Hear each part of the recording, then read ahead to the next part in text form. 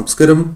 നാളെ June 28 June മാസത്തിന്റെ അവസാന ദിവസങ്ങളിലേക്കാണ് ഏവരും കടക്കുന്നത്. ജൂൺ 28 എന്ന ഈ ദിവസത്തിൽ രാശിപ്രകാരം നോക്കുമ്പോൾ ഞാൻ ഈ പരാമർശിക്കുന്ന നക്ഷത്രക്കാരായ വ്യക്തികൾക്ക് ചില കാര്യങ്ങൾ ജീവിതത്തിലേക്ക് പ്രധാനമായും ആകർഷിക്കുവാൻ അല്ലെങ്കിൽ അത് അവരിലേക്ക് നേട്ടങ്ങളായി വന്ന് ചേരുവാൻ സാധ്യതകളുള്ള ഒരു ദിവസമാണ്. കൂടാതെ ചില കാര്യങ്ങൾ ശ്രദ്ധിക്കേണ്ടതായിട്ടുമുണ്ട്. അതേക്കുറിച്ചും അതുമായി ബന്ധപ്പെട്ട ഇത്തരം ദോഷകരമായ ഫലങ്ങൾ ഇന്നേ ദിവസം ഒഴിവാക്കുവാൻ എളുപ്പത്തിൽ ചെയ്യുവാൻ സാധിക്കുന്ന ചില കാര്യങ്ങളും പരാമർശിക്കാം. ഏവരും ഒരു നിമിഷം സാക്ഷാൽ മഹാലക്ഷ്മി ദേവിയെ വന്ദിക്കുക, സമ്പത്തിന്റെ അധിപയെ വന്ദിക്കുക. ഓം മഹാലക്ഷ്മിയെ നമ എന്ന് കമന്റ് ബോക്സിൽ ഏവരും രേഖപ്പെടുത്തുക. ആദ്യത്തെ രാശിയായി പരാമർശിക്കുവാൻ സാധിക്കുന്നത് ഇടവം രാശിയാണ്. ഇടവം രാശിയിൽ വരുന്ന നക്ഷത്രക്കാരാണ് കാർത്തിക, രോഹിണി, മകീരം എന്നീ നക്ഷത്രക്കാർ.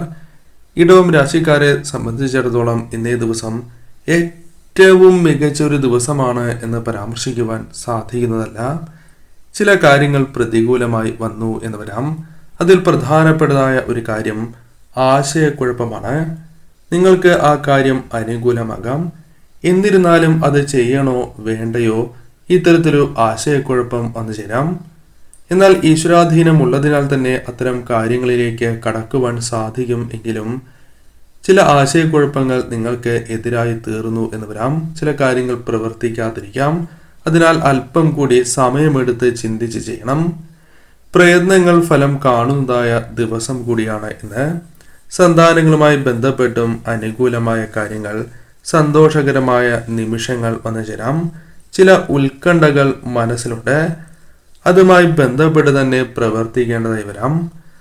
കൂടാതെ ആത്മവിശ്വാസം വർദ്ധിക്കുന്നതായ സാഹചര്യങ്ങൾ വന്നു ചേരും.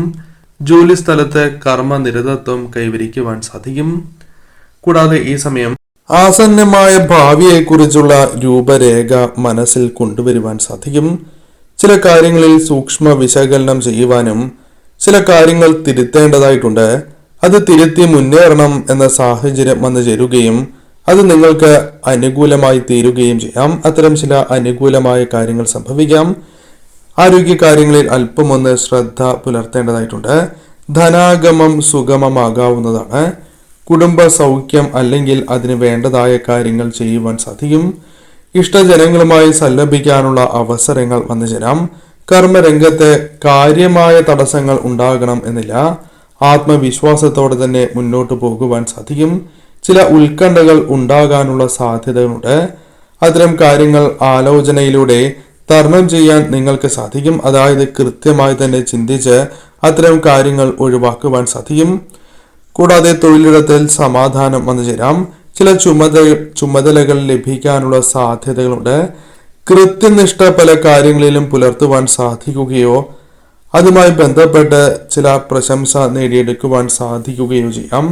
പ്രതീക്ഷിക്കുന്നതായ പല കാര്യങ്ങളും നിങ്ങളുടെ ജീവിതത്തിലേക്ക് കടന്നു വരാം. എല്ലാമല്ല, ചില കാര്യങ്ങളെങ്കിലും അത്തരത്തിൽ കടന്നു വരാം.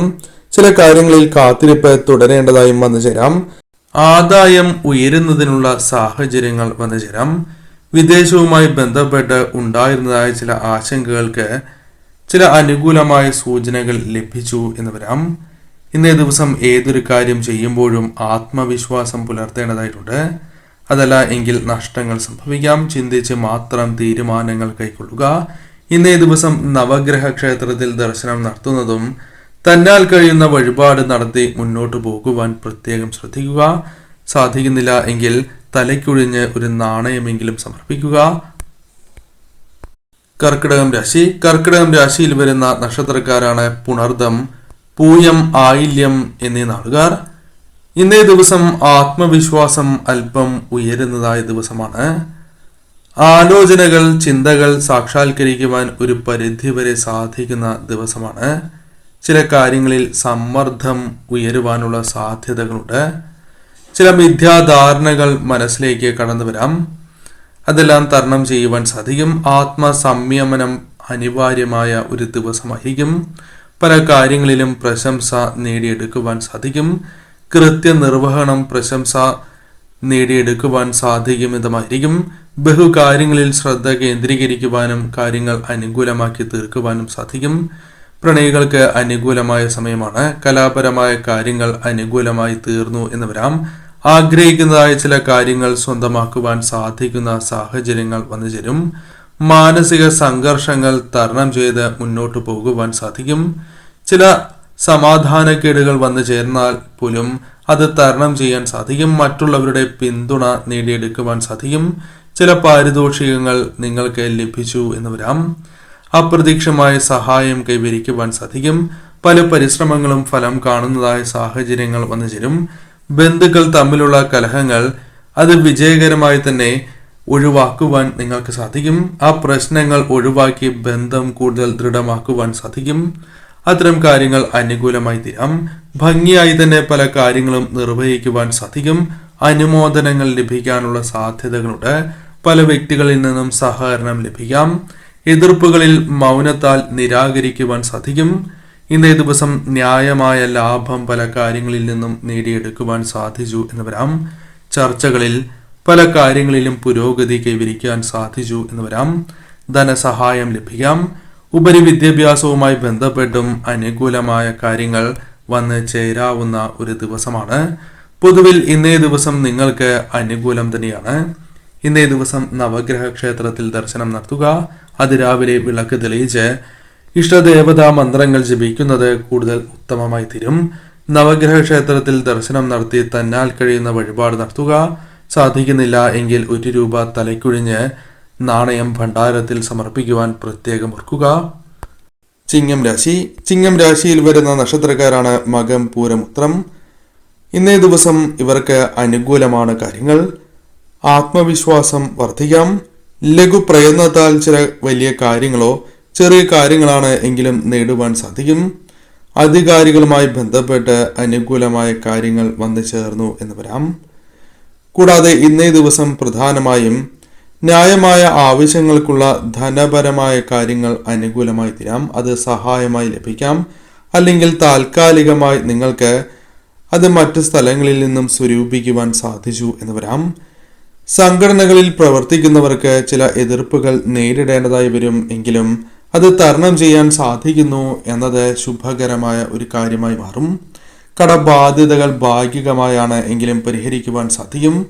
ആഡംബരപരമായ ചെലവുകൾ വന്നു ചേരാം. അതിനാൽ അത്തരം കാര്യങ്ങളിൽ അല്പമൊന്ന് ശ്രദ്ധ ചെലുത്തേണ്ടതായിട്ടുണ്ട്.